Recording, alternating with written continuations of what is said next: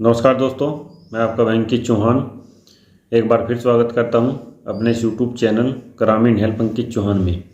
उम्मीद है दोस्तों कि आप सभी लोग अच्छे होंगे। दोस्तों, आज हम लोग चर्चा करेंगे उत्तर प्रदेश सूचना का अधिकार नियमावली 2015 के नियम 13 के बारे में। नियम 13(1) जो है दोस्तों, वो इस उत्तर प्रदेश सूचना अधिकार नियमावली 2015 का जानना आपको बेहद ज़रूरी है। और इस नियम 13 में दोस्तों क्या बताया गया है, ये बात जानने वाली है। शिकायत या अपील को वापस लिया जाना, उसका संशोधन या समापन किया जाना। दोस्तों, अगर आप स्टेट इन्फॉर्मेशन कमीशन में शिकायत करते हो धारा 18(1) के तहत, या फिर दोस्तों आप लोग जो है सेकंड अपील प्रस्तुत करते हो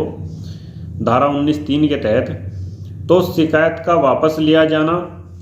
संशोधन या समापन किया जाना, या उसमें कोई संशोधन होना है या फिर उसका समापन किया जाना, उसके बारे में इस धारा जो नियम 13 है इस उत्तर प्रदेश सूचना अधिकार नियमावली 2015 का,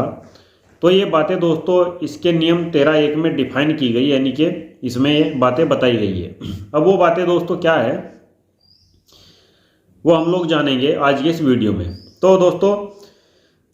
वीडियो जिस भाई ने शेयर ना किया हो तो कृपया शेयर कर दीजिए, और चैनल को दोस्तों हमारे ज़्यादा से ज़्यादा आप लोग सब्सक्राइब कर लीजिए। तो दोस्तों शुरू करते हैं। देखिए मित्रों,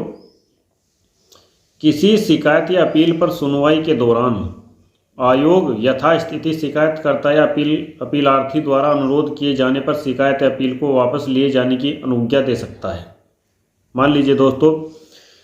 आपने स्टेट इन्फॉर्मेशन कमीशन में कोई शिकायत की है या फिर कोई सेकंड अपील की है, तो दोस्तों यथास्थिति शिकायतकर्ता और यथास्थिति जो है अपीलार्थी यानी कि अपीलकर्ता और द्वारा अनुरोध किए जाने पर, मान लीजिए यदि शिकायतकर्ता या फिर अपीलकर्ता आयोग के समक्ष एक अनुरोध पत्र प्रस्तुत करता है कि श्रीमान, मैंने जो अपील की है, जो शिकायत की है, मैं इसको वापस लेना चाहता हूँ, तो दोस्तों जो आयोग है, जो सूचना आयोग है, वो इसमें दोस्तों वापस ले जाने की अनुज्ञा दे सकता है। दे सकता है का शब्द दोस्तों यहाँ पर लिखा गया है। अब दोस्तों इसकी जो सेक्शन नियम 13(2) है, नियम 13(2) भी मैं पढ़ देता हूँ। आयोग यदि वह न्यायोचित और उपयुक्त समझे, सुनवाई के दौरान संबंधित किसी पक्षकार द्वारा लिखित रूप में किए गए अनुरोध पर किसी शिकायत या अपील का लिखित कथन में किसी संशोधन को मंजूर कर सकता है। यहाँ पर भी दोस्तों काफ़ी महत्वपूर्ण बात इस नियमावली में लिखी गई है, और वो महत्वपूर्ण बात यह है कि आयोग यदि वह न्यायोचित और उपयुक्त समझे, सुनवाई के दौरान संबंधित किसी पक्षकार द्वारा लिखित रूप में किए गए अनुरोध पर किसी शिकायत, अपील या लिखित कथन में किसी संशोधन को मंजूर कर सकता है। दोस्तों, आयोग यदि उपयुक्त समझता है और न्यायोचित समझता है, आयोग को लगता है कि आधार सही है, मजबूत है, तो दोस्तों आयोग जो है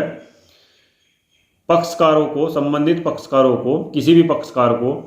लिखित रूप में किए गए अनुरोध पर किसी शिकायत अपील पर लिखित कथन में किसी संशोधन को मंजूरी कर सकता है। दोस्तों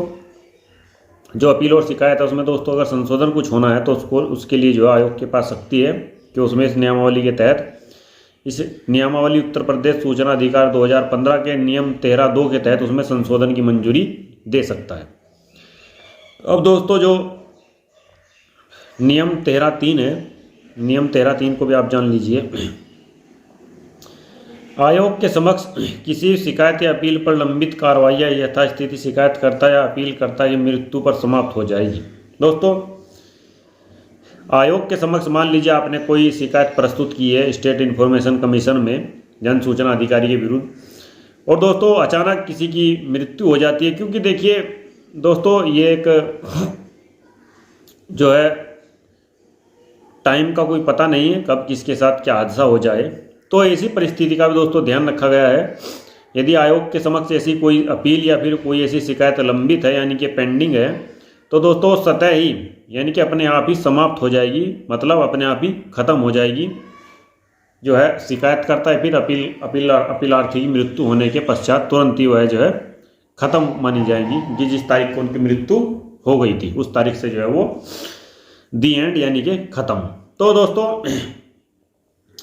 जो उत्तर प्रदेश सूचना अधिकार नियमावली 2015 है, इसके काफ़ी सारे नियम हैं और ये नियम दोस्तों संपूर्ण आरटीआई एक्ट को देखते हुए बनाए गए हैं। हालांकि दोस्तों इस नियमावली पर बहस भी छिड़ी हुई है कि नियमावली कितनी सही है गलत है, लेकिन दोस्तों